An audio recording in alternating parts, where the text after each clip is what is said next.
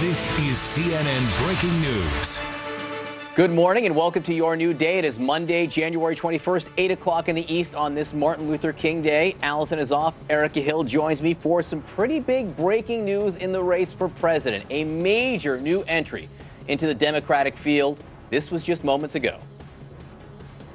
Do you have an announcement you'd like to make? I am running for president of the United States. Well, and, and I'm very excited about it. I'm very excited about it. Senator Kamala Harris of California, no exploratory committee here. She is all in and now.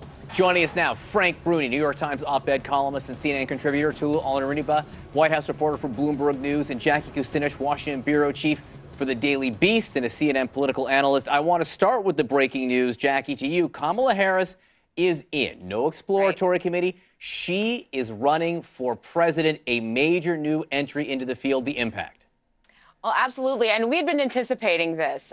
There's a lot of interest in her from Democrats and some excitement. She's not really quite as well nationally known at this point, but obviously, she's been on this book tour. She's headed to South Carolina, which is going to be, she's not going straight to Iowa and New Hampshire like you've seen Elizabeth Warren and Senator Gillibrand do, but she's going to be focusing on these southern states.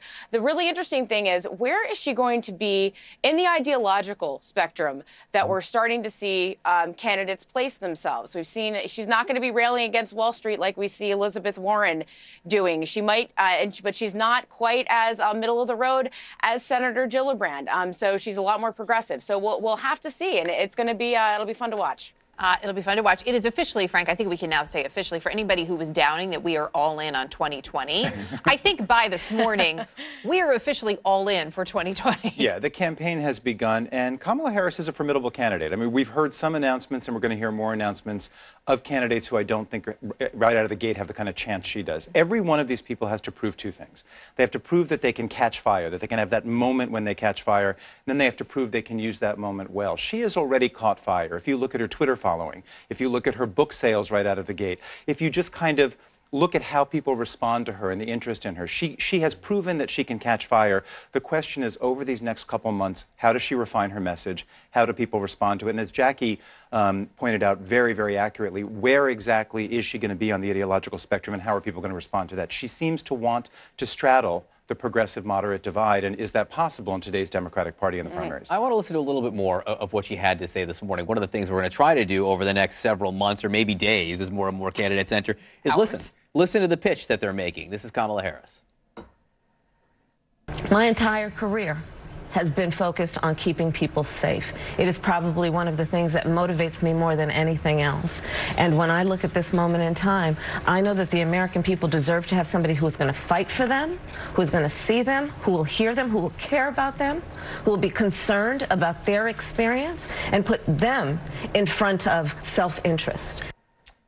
Her campaign slogan is Kamala Harris for the people, hearkening back to her legal record. Tulu, it's so interesting to me. I'm looking at the list of people who have either officially entered the race and have formed exploratory committees, and there are 4 women from Congress who are already in the race or exploring. You know, Elizabeth Warren, Kirsten Gillibrand, both senators, they have exploratory committees. That's all but in. Tulsi Gabbard, representative from Hawaii, she's running for president, and now Kamala Harris officially running for president. 4 women already, and it's not even the end of January. Yeah, and we may see even more women jumping into the race. We have people like Senator Amy Klobuchar, who is thinking about running as well. And this is obviously going to be the year of the woman. We saw it in 2018, where women candidates were able to win in several different races, ousting male candidates in a number, male incumbents in a number of different cases. We saw a high turnout among women voters. We've seen the women's marches that have taken place. The backlash against President Trump's administration, against his election, has been particularly fierce among women, and it's sparked more women wanting to get in the race and wanting to run themselves. I think Hillary Clinton's loss actually impacted a lot of women who felt like they saw sort of the level of sexism in our political discourse that they didn't find acceptable and decided they wanted to run and change things. And I think that's part of the reason you're seeing a larger number of women jumping into the race on the Democratic side. You've seen so many women who are freshmen in Congress who are starting to make waves and make an impact. So we're starting to get more used to women in our political system taking the reins, deciding not to wait, but to jump in and to run and to make things happen. And I think it's the antidote to the Trump administration, which in the eyes of many Americans has been combative towards women, have used negative nicknames towards women like Senator Warren. And I think this is a sense from a number of different candidates that enough is enough and that they're going to jump in and not wait for their turn, but take the reins and decide that they're going to try to take down Trump and try to build the coalition that's necessary, including women, young people, minorities, and millennials in order to beat Trump in 2020.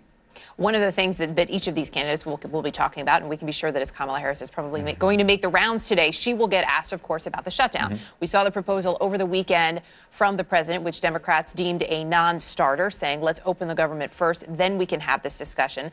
Jackie, how much is this going to dictate, you think, these conversations about 2020 while we're still in this shutdown? I mean, it is going to be top of mind, though I think what you're hearing from Democrats, not only the ones that are running for president, is that the government needs to open up before anything else gets done. That has been Democrats, particularly the ones that are in Congress, have really held firm there. I think you're going to hear it on the trail. I think you're going to hear it on the Capitol. I think you're going to hear it right here on CNN when you interview them, because they've really held firm there. And some temporary protections for DACA recipients and TPS recipients right now, where we are right now, is not going to be enough to move them off of that line. I just spoke to Congressman Tom Malinowski from New Jersey, a Democrat who was in a Republican district, who told me he's feeling no pressure at this point to negotiate or to concede anything to the president here, Frank. But, and I will note the Washington Post editorial board this weekend put out an op-ed, not an op-ed, an editorial, where they said, look, you're refusing to talk about things before the government opens. What's the point in that? What does that do for the 800,000 workers? Well, I mean, I do think at some point very soon, and I think you're going to see it this week, Democrats are going to have to talk more than they have. But they have had public opinion surveys on their side, and they know that. What the president put out this weekend is not going to be enough, but it is a starting point. You know, it is something of a compromise, and I think it begins things. And the other crucial development here, we talked last week, I think, on this show about where is Mitch McConnell. Mitch McConnell has shown up. He's now entered the game. He's involved, and I think that only means good things in terms of some progress legislatively. Proof of life. Proof of life of Mitch McConnell, yeah. He's there. It's an important thing. It is. As we look at this, too, Tulu, the Washington Post reporting, the president is very much aware he's losing the public opinion war on this one, as Frank just pointed out. One senior administration, it's Monday, isn't it? Really. And I wasn't even up late watching a football game, basically saying he knows this, he's looking at the numbers. So he was looking at the numbers going into this proposal on Saturday. Monday morning, though, Tulu, we've seen a lot of tweeting from the president over the weekend. He knows, too, that his proposal isn't necessarily getting a lot of love on either side. How is that influencing things on a Monday morning at the White House?